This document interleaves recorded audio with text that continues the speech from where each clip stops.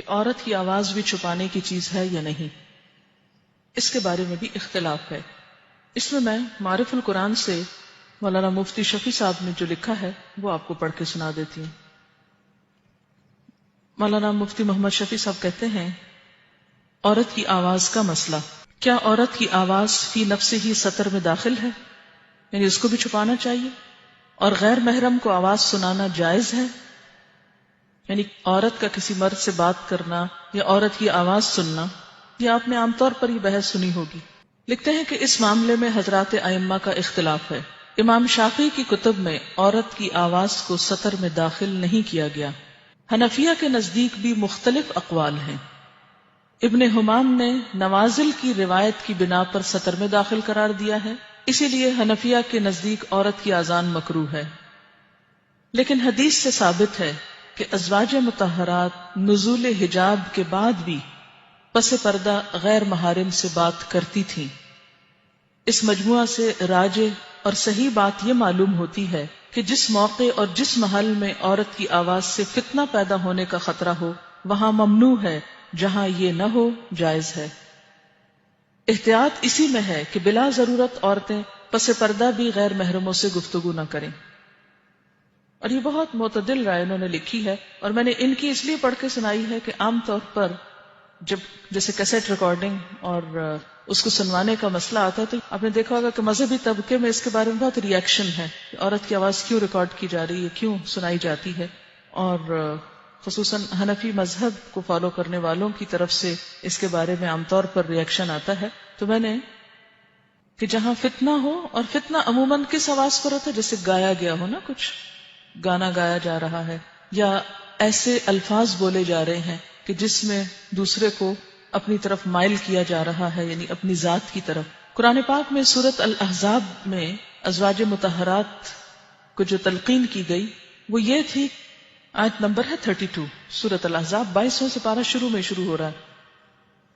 یا نساء النبی، اے نبی کی بیویوں، لستن نہیں ہو تم، کاحد من النساء، کسی ایک کی طرح بھی عورتوں میں سے، یعنی تمہارا مقام عام عورتوں سے بہت بلند ہے۔ ان اتقیتن، اگر تم نے تقوی اختیار کیا تو اس تقوی کا تقاضا کیا ہے، فلا تخضعن بالقول فیطمع الذی، یعنی جب کسی مرد سے تمہاری بات ہو رہی ہو تو ایسی دبی آواز میں بات نہ کرو کہ جس سے یہ نتیجہ نکلے، کیا، فیطمع الذی فی قلبہ مرض،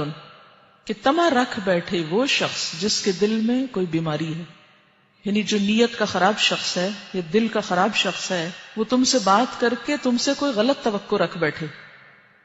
تو اس میں خاص طور پر اس گفتگو کا ذکر ہے جو براہ راست ایک عورت اور مرد کے درمیان ہو رہی ہو، کہ ایسی گفتگو نہ کی جائے کہ جس میں دوسرا کوئی امید لگا کے بیٹھ جائے کہ یہ خاتون مجھ پر بہت مہربان ہیں اور ان سے میں جو چاہے تقاضا کر سکتا ہوں۔ ایک تو عام روزمرہ زندگی کی ضروریات ہے وہ نہیں، یعنی اس غلط بات کی طرف اشارہ جا رہا ہے۔ اور یہ نہیں کہا کہ بات ہی نہ کرو یا آواز تمہاری کوئی نہ سنے، یہ نہیں کہا گیا، کیا کہا، وَقُلْنَا، اور کہو، کیا کہو، قولاً، بات، کون سی، معروفہ، معروف کس کے لیے، امر بالمعروف کی جب آپ بات کرتے ہیں تو کیا مطلب ہے؟ جب آپ کہتے ہیں کہ امر بالمعروف اور نہی عن المنکر،